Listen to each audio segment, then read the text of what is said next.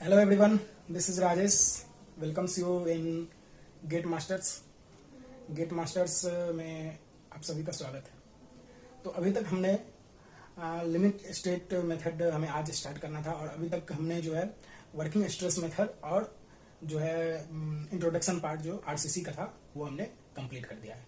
ठीक है, तो ये जो हमारा सीरीज आ रहा है आरसीसी का जो ये सीरीज है वो गेट ईएस में भी कुछ हद तक और बाकी एसएससी जेई स्टेट पीएससी का जो असिस्टेंट इंजीनियर का एग्जाम होता है वो सब और बाकी जो आप लोग सेमेस्टर में भी पढ़ते हैं उसके लिए भी ये वीडियो बहुत ही ज़्यादा हेल्पफुल रहेगा। ठीक है, तो कॉन्सेप्ट वही है, यहाँ पे डिटेल में पढ़ाई हो रही है सब कुछ और ऐसा नहीं है कि शॉर्टकट में यहाँ चल रहे हैं, एकदम पूरा एक एक स्टेप को हम यहाँ पे क्लियर कर रहे हैं। तो आज से हम लोग लिमिट स्टेट मेथड स्टार्ट कर रहे हैं और अभी तक वर्किंग स्ट्रेस हमने टोटल खत्म कर दिया। 10 लेक्चर इसके आरसीसी के कंप्लीट हो चुके हैं। तो ये जो है 11वां लेक्चर है, 11th लेक्चर। तो आज हम आरसीसी का लिमिट स्टेट मेथड आज से स्टार्ट करेंगे। तो सबसे पहले आपको पता होना चाहिए कि लिमिट स्टेट क्या होता है। तो लिमिट स्टेट एक ऐसा लिमिट होता है जहां पे स्ट्रक्चर जो है हमारा यूज करने के लिए के लायक नहीं बचे। ठीक है, कोई भी स्ट्रक्चर है हमारा, वो हमें पता है कि उसमें ऐसा कंडीशन उसका हो गया है कि वो यूज करने लायक हो ही नहीं, मतलब अनफिट फॉर यूज हो जाए। उसी को हम लोग ऐसा लिमिट जहां पे ये स्थिति कुछ ये कंडीशन किसी स्ट्रक्चर का आ जाए तो उसी को हम लोग लिमिट स्टेट बोलते हैं। लिमिट स्टेट दो तरीके का से हम लोग लिमिट स्टेट को कंसीडर करते हैं, एक सर्विसिबिलिटी और एक कोलैप्स। ठीक है, तो ये जो कोलैप्स होता है इसके अंदर हम लोग ओवरटर्निंग से कोई फेलियर हो या फिर स्लाइडिंग से हो, बकलिंग से हो, फैटिग से हो, इसको हम लोग इसको कोलैप्स के अंदर कंसीडर करेंगे। ठीक है, और अगर सर्विसिबिलिटी में हो तो सर्विसिबिलिटी मीन्स डिफ्लेक्शन कुछ आ जाए उसमें या फिर उसमें क्रैक आ जाए, क्रैक विड्थ कुछ इतना हो जाए कि उसको यूज नहीं कर पाए हम, फिर वाइब्रेशन के कारण लीकेज हो जाए, फिर ड्यूरेबिलिटी, बहुत सारे इसमें जो फैक्टर है, अगर ये सब फैक्टर के कारण अगर फेलियर हो रहा है हमारा, यानी कि कोई भी स्ट्रक्चर अनफिट फॉर यूज हो रहा है इसके कारण, तो ये सर्विसिबिलिटी हो जाएगा, लिमिट स्टेट ऑफ सर्विसिबिलिटी। और ये अगर फैटिग, बकलिंग, स्लाइडिंग, ओवरटर्निंग इसके कारण अगर कोई स्ट्रक्चर अनफिट फॉर यूज हो जाए तो ये क्या हो जाएगा हमारा लिमिट स्टेट ऑफ कोलैप्स। ठीक है, तो इस केस में हम लोग क्या करते हैं, लिमिट स्टेट ऑफ सर्विसिबिलिटी और लिमिट स्टेट ऑफ कोलैप्स में हम लोग एक टर्म यहाँ पे डिफाइन करते हैं कि जो भी लोड उसके ऊपर स्ट्रक्चर के ऊपर आ रहा है, ठीक है, उसको हम लोग कैरेक्टरिस्टिक लोड जो होता है वो कोड में भी दिया हुआ है। जैसे कोड यहाँ अगर क्वेश्चन में अगर आपके पास कैरेक्टरिस्टिक लोड का वैल्यू नहीं दिया हुआ है तो आप ये कोड रेफर करेंगे। ठीक है, अगर डेटा हमारे पास नहीं है तो IS 875 आपको रेफर करना होगा और उसमें पार्ट 1 जो है उसमें डेड लोड के बारे में बताया गया है, पार्ट 2 में लाइव लोड के बारे में बताया गया है। डेड लोड, लाइव लोड क्या होता है ये सब तो आपको पता ही होगा, ये सब बताने की जरूरत नहीं है। फिर पार्ट 3 में विंड लोड, पार्ट 4 में स्नो लोड। ठीक है, और फिर IS 1893 में सिस्मिक लोड के बारे में बताया गया है। तो ये सब जो भी लोड अगर क्वेश्चन में जैसा लोड बताया गया है कि या तो आपको क्वेश्चन में दे देगा साइड से इन्फॉर्मेशन कि ये इतना लोड है या फिर जो भी हो वो सब आपको प्रोवाइड कर दिया जाएगा। अगर नहीं दिया हुआ है तो आपको कोड रेफर करना होगा। ठीक है, और बाकी इसके लिए हम कुछ फैक्टर ऑफ सेफ्टी भी लेते हैं। तो पार्शियल फैक्टर जो फैक्टर ऑफ सेफ्टी होता है यहाँ पे जो वर्किंग स्ट्रेस में हम लोग फैक्टर ऑफ सेफ्टी यूज करते थे, यहाँ पे पार्शियल सेफ्टी फैक्टर उसको बोलते हैं। तो उसके जो कैरेक्टरिस्टिक लोड होता है उसमें हम लोग लोड का जो पार्शियल सेफ्टी फैक्टर लोड के कॉरस्पॉन्डिंग होता है उससे आप मल्टीप्लाई कर करके और एक डिजाइन लोड हम लोग वहां से निकालते हैं और उसके लिए हम लोग जो होता है वो स्ट्रक्चर उसको हम डिजाइन करते हैं। ठीक है, तो पार्शियल सेफ्टी फैक्टर अब यहाँ पे आता है। पार्शियल सेफ्टी फैक्टर में कैरेक्टरिस्टिक लोड को मल्टीप्लाई कर करके हम लोग डिजाइन लोड निकालते हैं और उस ये डिजाइन लोड जो हमारा निकला इसके हेल्प से हम क्या करते हैं, स्ट्रक्चर को डिजाइन करते हैं। ठीक है, तो हम यहाँ पे बात आती है पार्शियल सेफ्टी फैक्टर की। ठीक है, तो पार्शियल सेफ्टी फैक्टर जो होता है दो तरीके का होता है। एक तो मटेरियल होता है, देखिए कोई भी हमारा स्ट्रक्चर है तो उसमें मटेरियल होगा और उस पर लोड लगेगा, यानी कि यही दोनों के कारण उसमें डिफॉर्मेशन हो सकता है। तो मटेरियल के कारण जो होता है उसका पार्शियल सेफ्टी फैक्टर उसको हम लोग गामा एम से डिनोट करते हैं। ठीक है, गामा एम से इसको मटेरियल के कारण जो अगर मटेरियल हो और दूसरा होता है लोड। ठीक है, लोड के कारण तो यहाँ पे देखिए ये कैरेक्टरिस्टिक लोड है, इसके कारण गामा एफ लिया गया है तो इसको गामा एफ से डिनोट करते हैं और मटेरियल के जो होता है उसको गामा एम से डिनोट करते हैं। यानी कि कैरेक्टरिस्टिक स्ट्रेंथ जो मटेरियल का होगा उससे को हम लोग अगर गामा एम से डिवाइड करेंगे, क्योंकि स्ट्रेंथ है ना, स्ट्रेंथ को हमें गामा एम से डिवाइड करना होगा, पार्शियल सेफ्टी फैक्टर से डिवाइड करना होगा। लोड है ये कैरेक्टरिस्टिक लोड क्योंकि हम लोग किसी भी तरीके से चाहेंगे कि हमारा स्ट्रक्चर सेफ रहे, तो सेफ रहे तो हम लोग चाहेंगे कि स्ट्रेंथ को क्या करें, कम कंसिडर करें, और जो लोड उस पर पड़ने वाला है उसको हम ज्यादा कंसिडर करें, तभी तो हमारा स्ट्रक्चर सेफ रहेगा। तो हम क्या करेंगे, कैरेक्टरिस्टिक स्ट्रेंथ में गामा एम से डिवाइड कर करके हम लोग डिजाइन स्ट्रेंथ निकालेंगे, और अगर लोड के बारे में बात हो तो गामा एफ से यानी कि पार्शियल सेफ्टी फैक्टर से उसमें मल्टीप्लाई करके निकालेंगे। ठीक है, तो ये कुछ बातें हो गई। और जो पार्शियल सेफ्टी फैक्टर है लोड के कोरस्पॉन्डिंग, उसका वैल्यू हमें लिमिट स्टेट ऑफ कोलैप्स और लिमिट स्टेट ऑफ सर्विसिबिलिटी के कोरस्पॉन्डिंग हमारे पास कोड में दिया हुआ है। अगर डेड लोड और लाइव लोड को कंसिडर करें, ठीक है, और लिमिट स्टेट ऑफ कोलैप्स का कंडीशन हो, तो डेड लोड और लाइव लोड को कंसिडर करें तो ये दोनों केस में डेड लोड और लाइव लोड में 1.5 लिया जाता है, और विंड लोड और अर्थ क्विक लोड के रिस्पेक्ट में 1.0 यानी कि 1 लिया जाता है। उसी तरीके से बाकी वैल्यू है, आप उसको देख लीजिएगा। अगर ये जैसे डेड लोड और विंड लोड के कोरस्पॉन्डिंग 1.5 और 0. यहाँ पे 0.9 और 1.5 दो वैल्यू है, तो यहाँ पे बाकी में कहीं सब जगह एक ही वैल्यू है, तो आपको समझने में कोई दिक्कत नहीं होगा। लेकिन यहाँ पे 1.5 और 0.9 दोनों है, तो यहाँ पे आपको दोनों में डिफरेंस आपको पता होना चाहिए। अगर 0.9 जो है, अगर हमें ओवरटर्निंग के रिस्पेक्ट में, ओवरटर्निंग का यानी अगर स्टेबिलिटी हमें चेक करना, तो उस केस में हम 0.9 उसका पार्शियल सेफ्टी फैक्टर कंसिडर करेंगे।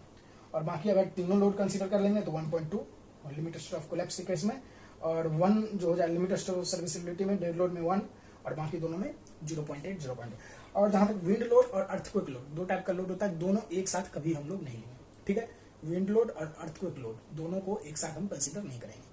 ठीक है, क्योंकि दोनों का के बदले हम एक इफेक्ट ले लेते हैं। ठीक है, यहाँ पे इसीलिए विंड लोड और अर्थक्वेक लोड और करके लिया गया है। ठीक है, तो ये बातें हो गई। अब इसके बाद जो है एक क्वेश्चन आपके सामने ये यहाँ पे दिया गया है, बोला है कि लिमिट स्टेट ऑफ कोलैप्स का केस है, डेड लोड का वैल्यू है 40, लाइव लोड है 60 किलोमीटर और अर्थक्वेक लोड है 20 किलोमीटर। तो आपको बताना है कि dead load plus live load के केस में क्या होगा। डेड लोड प्लस यहाँ पे विंड लोड नहीं है तो अर्थक्वेक लोड है, तो अर्थक्वेक लोड हो जाएगा, और dead load plus live load plus earthquake load के केस में हमारा जो है फाइनल लोड क्या हो जाएगा, डिजाइन लोड जो है, डिजाइन लोड हम क्या लेंगे। तो ये आप आसानी से निकाल सकते हैं। जैसे डेड लोड और लाइव लोड का केस है, तो डेड लोड और लाइव लोड के केस में अगर हमें डेड लोड निकालना है, ठीक है, dead load plus live load के केस में अगर ये आप यहाँ पे ऐसे करके आप निकाल सकते हैं। एक मिनट, इसको डब कर देते हैं यहाँ पे।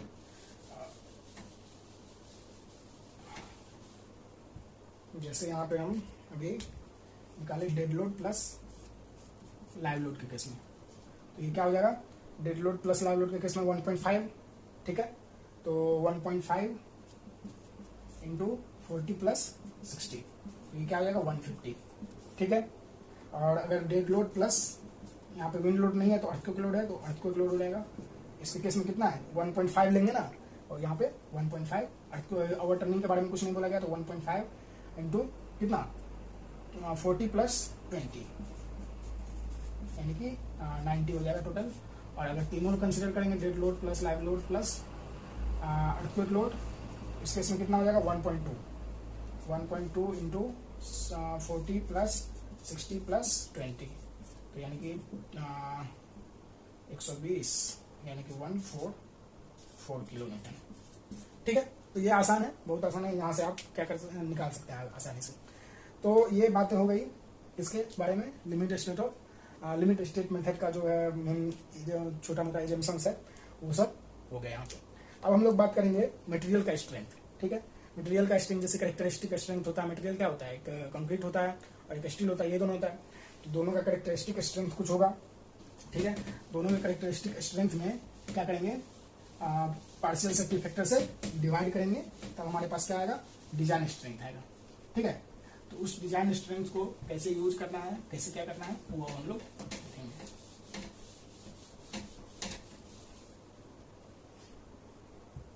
ये जो है यहाँ पे मटेरियल का स्ट्रेंथ के बारे में हम यहाँ पे बात कर रहे हैं कि जो डिजाइन स्ट्रेंथ है वो कैरेक्टरिस्टिक स्ट्रेंथ डिवाइडेड बाय जो पार्शियल सेफ्टी फैक्टर होता है मटेरियल का, वो ले लेंगे।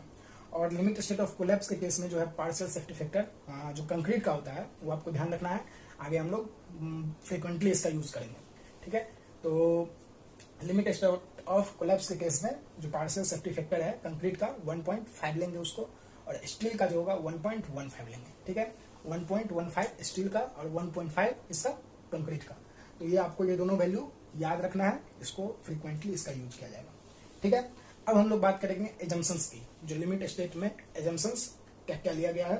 तो फर्स्ट एजम्पशंस है इसमें कि plane section before bending remains plane after bending, यानी कि ये जो एजम्पशंस है मोस्ट ऑफ द केस में ये एजम्पशंस हम लोग लेते हैं।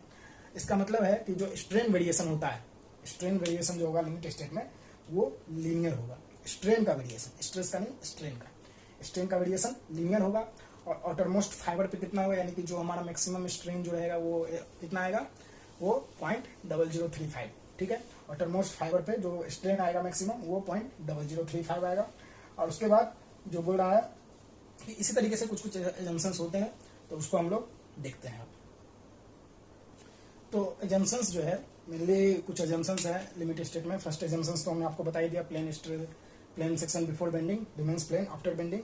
और सेकंड जो है जो इसका मतलब क्या हुआ, इसका मतलब हुआ जो हमारा स्ट्रेन का जो वेरिएशन है वो लीनियर हो।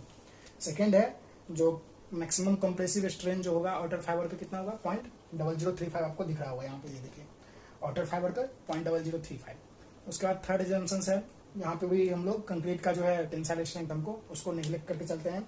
और कंक्रीट का जो है कंप्रेसिव स्ट्रेस का जो डिस्ट्रीब्यूशन है वो हम लोग कंक्रीट में स्ट्रेस स्ट्रेन का उसका जो डिस्ट्रीब्यूशन है ग्राफ, वो हम लोग कभी जो ट्रेपेजॉइडल भी मान लेते हैं, कभी रेक्टेंगुलर भी, कभी पैराबोलिक भी, जैसा हमें जरूरत पड़ता है, जैसा केस रहता है वैसा हम लोग मान लेते हैं। ठीक है, तो ये जो है हमारा क्या है, एक डिजाइन ब्लॉक पैरामीटर, मतलब इसको बताया दिखाया गया है, डिजाइन स्ट्रेस ब्लॉक पैरामीटर इसको बोला जाता है। ठीक है, इसके अंदर पूरा हम सेक्शन के बारे में, सेक्शन का जो एलिमेंट होता है वो हम लोग यहाँ पे देखेंगे। जैसे कोई एक रेक्टेंगुलर सेक्शन है जिसका इफेक्टिव डेप्थ आपको ये सब बताए हुए हैं कि इफेक्टिव डेप्थ क्या होता है, टोटल डेप्थ और विड्थ क्या होता है। तो ये क्या हो गया हमारा, ये हो गया विड्थ, ये हो गया विड्थ, और ये टोटल डेप्थ हो गया, ये आपका इफेक्टिव कवर माइनस कर दिए तो ये क्या हो गया, इफेक्टिव डेप्थ हो गया। अब यहाँ से हम लोग क्या करेंगे, जैसे आउटर फाइबर पे 0.0035 और स्ट्रेन का जो वेरिएशन होता है यहाँ पे 0.0020। स्ट्रेस स्ट्रेन का जो होता है कंक्रीट का कुछ इस तरीके का होता है, यहाँ पे जाके स्ट्रेट हो जाता है। और ये जो वैल्यू है, ये जो वैल्यू है 0.45 FCK। ठीक, इसका वैल्यू होता है 0.002 और यहाँ पे जो वाटर फाइबर पे 0.0035। ठीक है, तो ये वैल्यू हो जाएगा। तो यहाँ से क्या करेंगे, स्ट्रेन का जो वेरिएशन होगा कहाँ से, अगर देखिए स्ट्रेन का तो वेरिएशन लीनियर है, लेकिन स्ट्रेस स्ट्रेन का मतलब 0 से लेकर के 0.0020 तक क्या है, पैराबोलिक है देखो। और उसके बाद एक रेक्टेंगुलर सेक्शन आ जाता है 0.002 से 0.0035 तक। तो वही है, यहाँ से रेक्टेंगुलर पैराबोलिक जा रहा है, उसके बाद 0.002 स्ट्रेन पर जाकर के ये रेक्टेंगुलर हो जा रहा है। ठीक है, तो यहाँ से हम लोग जो है सिमिलर ट्रायंगल के हेल्प से, ये अगर टोटल एक्स है डेप्थ ऑफ न्यूट्रल एक्सिस, तो सिमिलर ट्रायंगल के हेल्प से ये वैल्यू आ जाएगा हमारे पास, ये 3x/7 और ये 4x/7 आप कैलकुलेट कर लीजिएगा, आ जाएगा। सिमिलर ट्रायंगल का हेल्प लेकर के हो जाएगा। और उसके बाद देखिए यहाँ पे ये 0.45 FCK है, तो ये रेक्टेंगुलर है और ये पैराबोलिक है, तो दोनों का अलग अलग कंप्रेसिव फोर्स निकालेंगे। न्यूट्रल एक्सिस से ऊपर का हम लोग कंप्रेशन लेते हैं, नीचे का टेंसाइल स्ट्रेंथ सिर्फ कंसीडर करते हैं। तो ऊपर का सिर्फ कंप्रेशन जो है 2 सेक्शन का अलग अलग लेंगे, क्योंकि दोनों अलग अलग सेक्शन है। तो C1 इसका हो गया रेक्टेंगुलर सेक्शन का मान लीजिए, C2 हो गया पैराबोलिक सेक्शन का, और बाकी दोनों का CG होगा अपना अपना, जो C1 का CG अपना होगा, C2 का भी CG होगा। और एक इक्विवेलेंट उसको मान लेंगे कि बहुत सारा 2 फोर्स लग रहा है, लेकिन कहीं ना कहीं एक ऐसा पॉइंट होगा, ऐसा मतलब ये CG होगा मेन, जहाँ पे दोनों फोर्स एक जगह एक्ट करता हुआ हम एज्यूम कर सकते हैं। तो उसी को हम लोग कंप्रेसिव फोर्स C1 + C2 ले लिया है, और ये जो डेप्थ है CG का वो x बार है।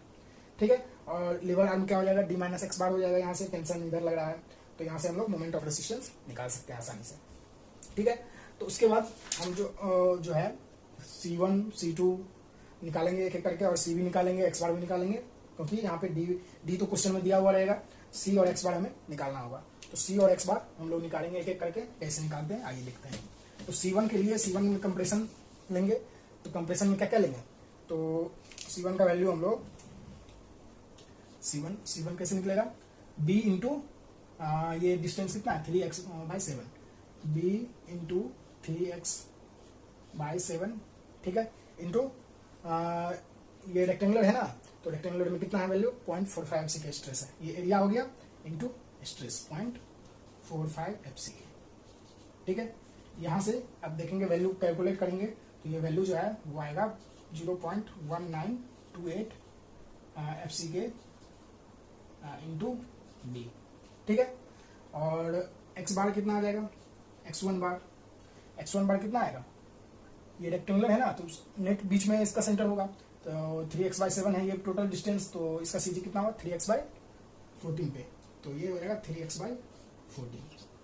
ठीक है, तो 3x/14 पे ये हो गया। अब इसके बाद देखिए C2 निकालेंगे इसके बाद, तो C2 क्या हो जाएगा, C2 के लिए क्या करेंगे हम लोग, ये एरिया लेंगे, ये जो पैराबोला है इसका एरिया, तो पैराबोला का एरिया आपको पता होगा, जो ये पैराबोला होता है इसका एरिया, अगर ये x है ये y है तो 2/3 xy होता है इसका एरिया।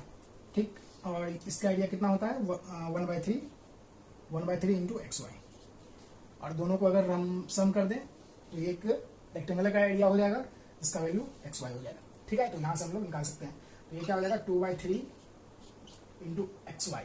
ठीक है, तो x कितना है 0.45 एफसीके, 0.45 एफसीके इंटू y कितना है 4x/7।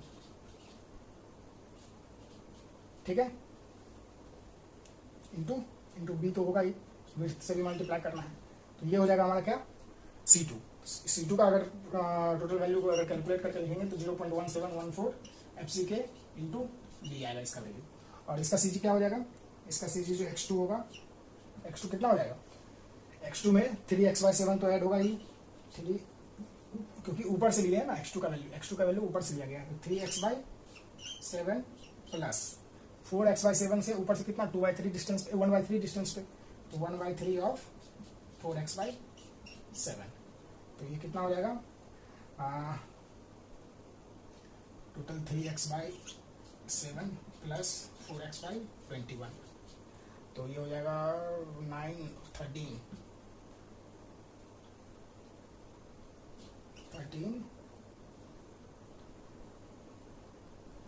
x/21।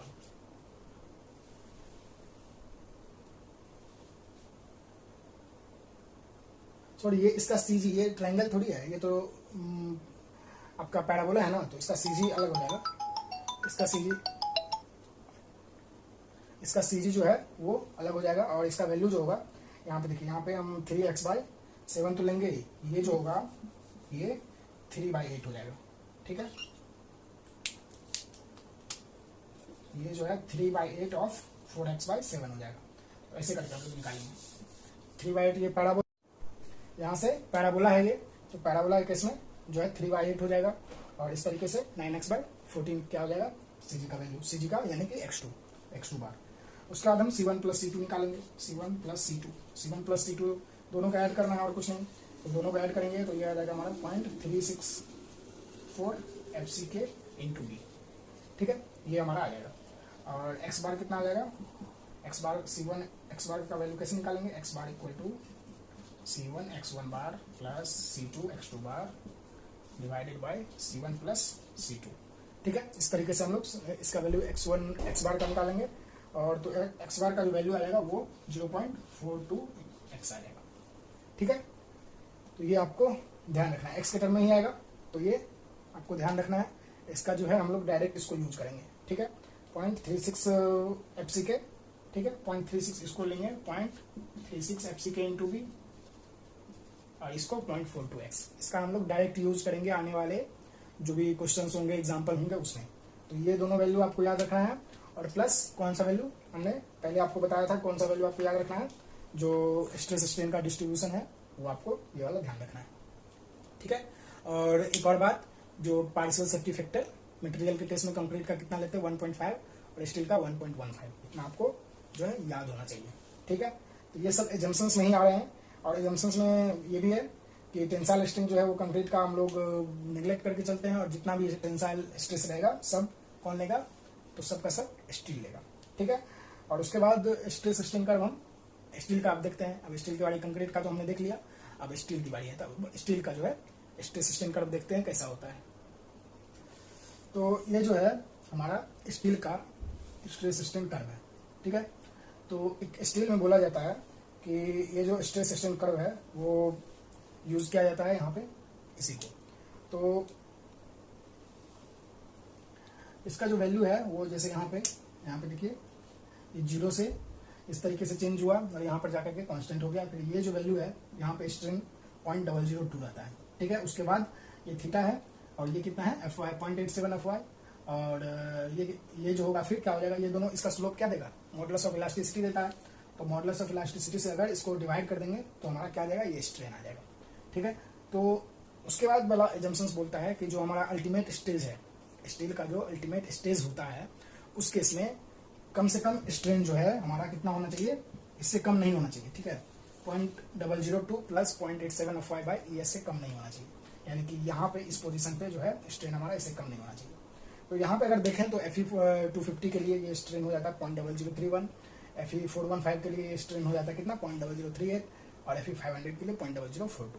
तो ये मिनिमम स्ट्रेन है, मतलब सॉरी इससे कम स्ट्रेन नहीं होना है, ठीक है। अब तो उसके बाद जो है हम लोग limiting depth of neutral axis निकालेंगे इसके हेल्प से। Limiting depth of neutral axis कैसे निकलता है, तो इसका वैल्यू अब हम लोग लिमिट स्टेट के केस में limiting value of neutral axis निकालेंगे, ठीक है। उसमें क्या था, critical depth of neutral axis, यहाँ पे limiting depth of neutral axis उसी को बोलते हैं।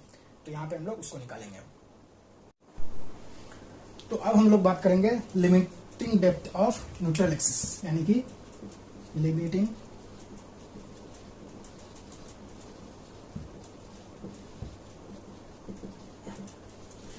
Depth of neutral axis means अगर लगभग ऐसे हम इसको बोल सकते हैं कि अगर हमारा सेक्शन बैलेंस्ड है, यानी कि कंप्रेसिव फोर्स और टेंसाइल फोर्स सेम आ रहा है, तो उस केस में जो है जितना डेप्थ रहेगा हमारा सेक्शन का न्यूट्रल एक्सिस का, उसी को हम लोग क्या बोलेंगे, limiting depth of neutral axis, ठीक है। तो इसका वैल्यू हम लोग ऐसे निकाल सकते हैं, देखिए जैसे कि अगर हमारा क्या है कि स्टील और कंक्रीट दोनों में प्रॉपर बॉन्ड है हमारे पास, ठीक है, परफेक्ट बॉन्ड है दोनों में, और इस तरीके से हम ये बोल सकते हैं कि जितना स्ट्रेन हमारे पास कंक्रीट में आएगा, जितना स्ट्रेन उतना ही स्ट्रेन स्टील में आने वाला है, ठीक है।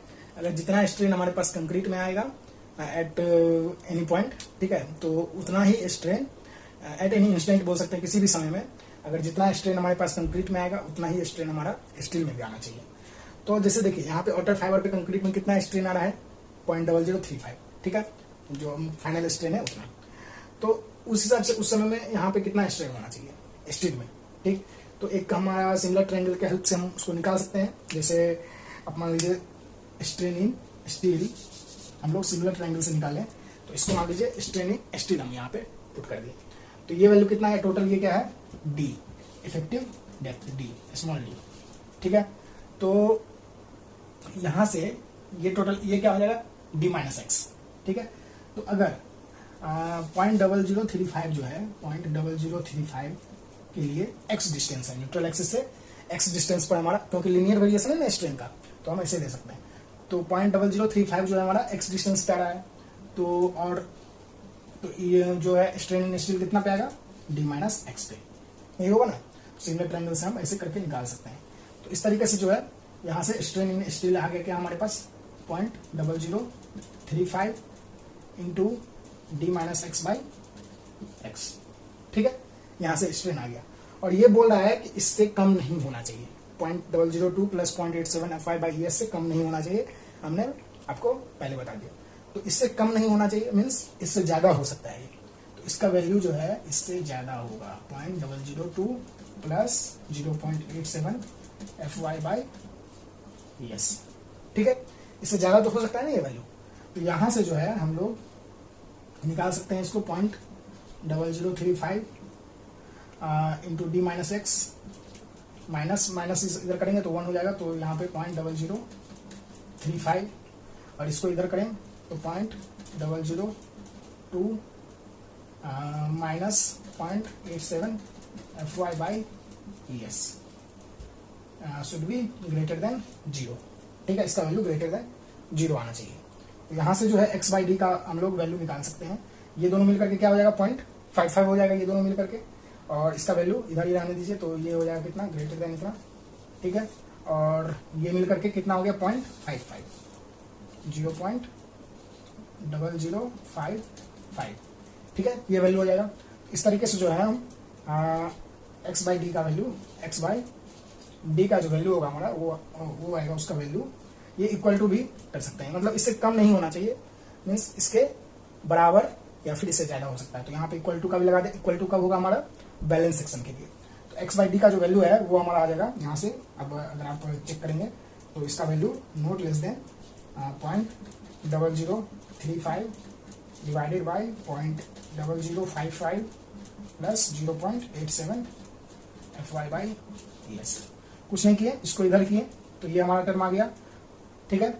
और इसको डिवाइड करेंगे तो ये नीचे आएगा, लेकिन ये देगा dy x, तो x बाई डी के लिए ये ऊपर चला जाएगा 0.0035, ठीक है। तो ये हमारा क्या आ गया, x बाई डी का वैल्यू। तो जब लिमिटिंग की बात है तो लिमिटिंग के लिए for limiting value of x, तो x बाई डी का क्या वैल्यू रखना है हमें, equal to 0.0035 divided by 0.0055 plus 0.87 FY by ES। ES का वैल्यू हमें पता है 2 × 10⁵ न्यूटन पर mm स्क्वायर। तो यहाँ पे पुट करेंगे तो हमारे पास क्या आ जाएगा, यहाँ पे हमारे पास आ जाएगा जो x का वैल्यू है, x लिमिटिंग आ जाएगा, XU लिमिटिंग 0.0035 इंटू डी, उसमें डिवाइड करना है किससे, इसको ऊपर कर दीजिए, इसको अभी नहीं ऊपर, ये अभी यहीं जाएगा, ठीक है। तो ये जो आ जाएगा 0.0055 प्लस 0.87 FY बाई ES।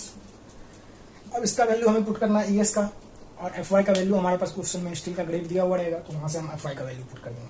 तो फाइनली जो है, फाइनली x बाई डी का जो वैल्यू है, ठीक है, x बाई डी का वैल्यू, लिमिटिंग सेक्शन की बात कर रहे हैं, लिमिटिंग सेक्शन में x बाई डी का वैल्यू ग्रेड के हिसाब से जैसे स्टील है और x बाई डी का वैल्यू है, ठीक है। ये x जो है लिमिटिंग है, डिवाइडेड बाई डी, इसका वैल्यू आपको याद रखना होगा, जैसे Fe 250, Fe 415, Fe 500, ठीक है।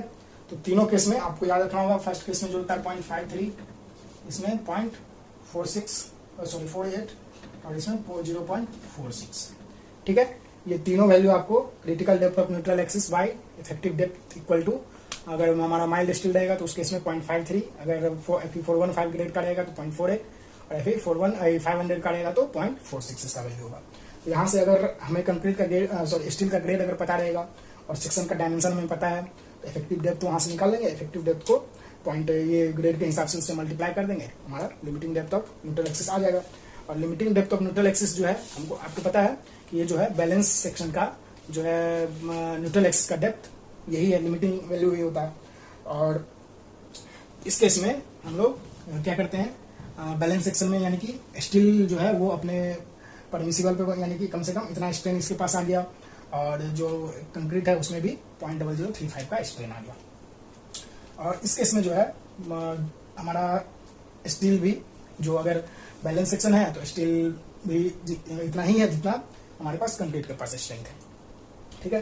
तो स्टील अगर बैलेंस सेक्शन है हमारा तो स्टील भी ये स्टील लिमिटिंग के बराबर होगा। तो और अगर देखिए यहाँ पे AST की बात करें तो बैलेंस के लिए क्या हो जाएगा, AST लिमिटिंग के बराबर, और अगर ये क्या हो जाएगा बैलेंस के लिए, अगर अंडर एनफोर्स्ड है तो less than AST limiting under के लिए, ठीक। अगर ग्रेटर देन AST लिमिटिंग है तो क्या हो जाएगा, ये ओवर एनफोर्स्ड सेक्शन हो जाएगा, ठीक है।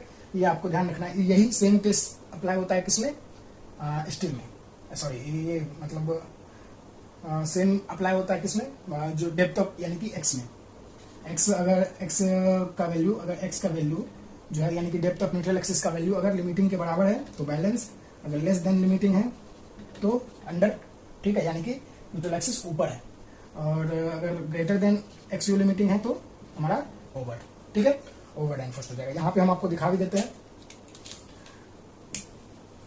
ये अगर कोई सेक्शन है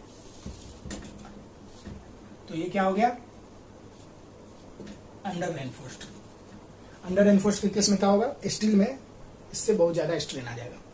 और अगर ओवर है, ओवर रेनफोर्स्ड है, तो उस केस में ये अंडर के लिए ये हो जाएगा डेप्थ ऑफ न्यूट्रल एक्सिस, और अगर ओवर है तो ओवर के लिए क्या हो जाएगा हमारा ये हो जाएगा, ठीक है, ये हो जाएगा हमारा डेप्थ ऑफ, ये लिमिटिंग है, फर्स्ट वाला तो लिमिटिंग है, और ये हो गया ये क्या हो गया ओवर, ठीक है। इस केस में जो है हमारा स्टील जो है वो अपने परमिसिबल स्ट्रेंथ पे नहीं पहुंचा।